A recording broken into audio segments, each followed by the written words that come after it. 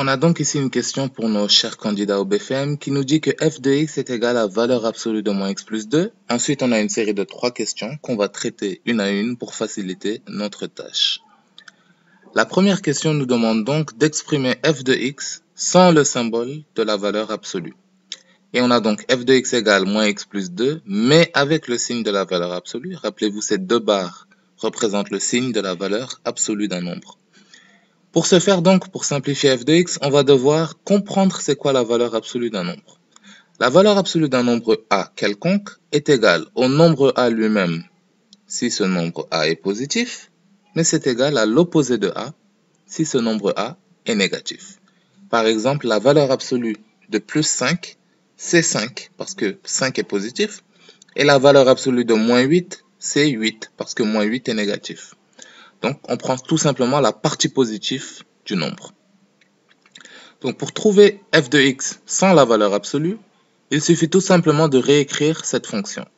Donc, valeur absolue de moins x plus 2, c'est tout simplement ce qui est à l'intérieur de la valeur absolue, moins x plus 2, lorsque cette quantité est positive, donc lorsque moins x plus 2 est positif, mais c'est l'opposé de ce qui est à l'intérieur de la valeur absolue, donc moins x plus 2, lorsque moins x plus 2 est inférieur à 0.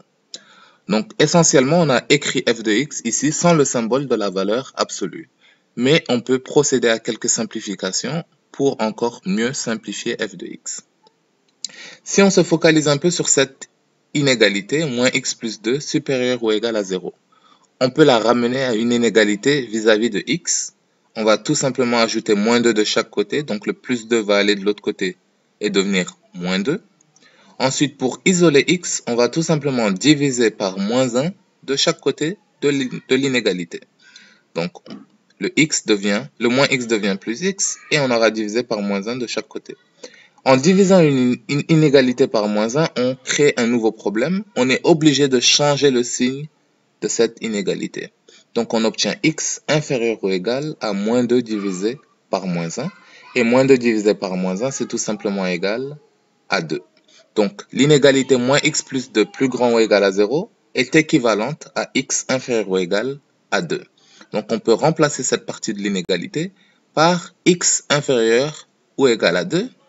Et l'inégalité d'en dessous, moins x plus 2 inférieur à 0, peut se transformer en x supérieur à 2. On y est presque. Une simplification finale doit se faire. Donc, on a moins facteur de moins x plus 2. On va tout simplement distribuer ce moins. Moins fois moins, ça donne plus x. Et moins fois plus, ça donne moins 2. Donc, plus x moins 2. Donc, on obtient x moins 2 ici. Et donc, f de x, sans le signe de la valeur absolue, peut se réécrire. Moins x plus 2 lorsque x est inférieur ou égal à 0. Mais x moins 2 lorsque x est supérieur à 0. La deuxième partie de cette question nous demande donc de calculer f de 0 et f de 2. Donc, calculer les images de 0 et de 2. Pour ce faire, on commence avec la fonction de base, f de x égale valeur absolue de moins x plus 2. Ensuite, pour calculer f de 0, c'est très simple, on remplace x par 0 dans cette équation. Donc, on obtient f de 0 égale valeur absolue de moins 0 plus 2. Moins 0 plus 2, c'est tout simplement 2, donc on obtient valeur absolue de 2. Et la valeur absolue d'un nombre positif, c'est tout simplement le nombre lui-même, donc 2 ici. F de 0 est donc égal à 2.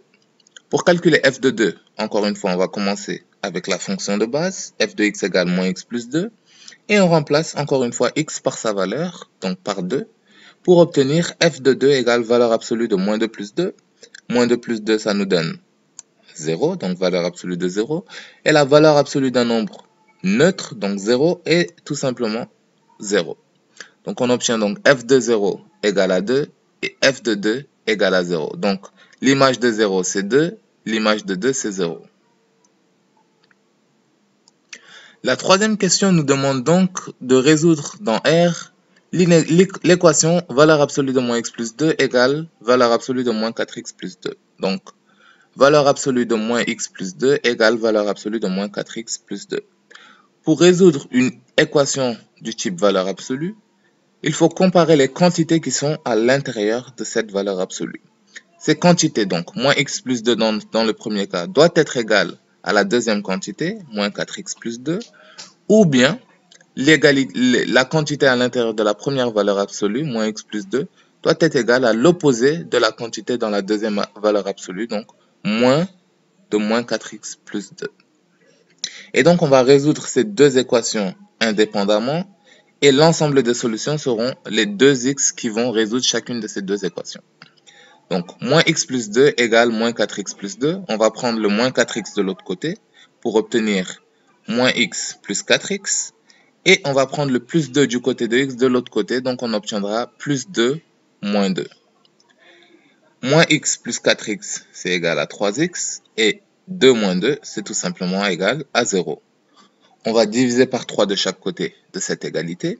Et les 3 vont se simplifier pour laisser place à x. Et 0 divisé par 3, c'est tout simplement 0. Donc la première solution, c'est 0.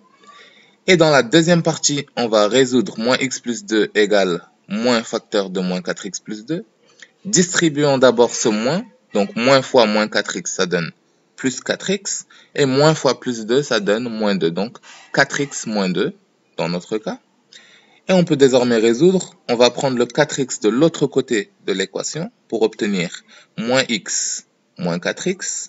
Et de l'autre côté de l'inégalité, on a moins 2.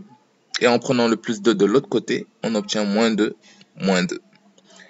Moins x moins 4x, c'est égal à moins 5x. Et moins 2, c'est tout simplement moins 4. On divise par moins 5 de chaque côté de l'égalité. Et donc, on obtient x égale à 4 cinquièmes, parce que les moins se simplifient. Et donc, 4 cinquièmes représente la deuxième solution de cette équation. Et donc, l'ensemble des solutions, c'est les deux x qui satisfont cette équation. Donc, x égale à 0 et x égale à 4 cinquièmes. Et si vous remplacez x par 0 et x par 4 cinquièmes dans cette égalité, vous verrez que cette égalité reste vraie. Donc, ce sont bel et bien les solutions de cette équation. Si vous avez des questions, n'hésitez pas à les écrire en commentaire ou bien par message et nous nous ferons un plaisir d'y répondre. Bonne chance à tous les candidats et bonne journée.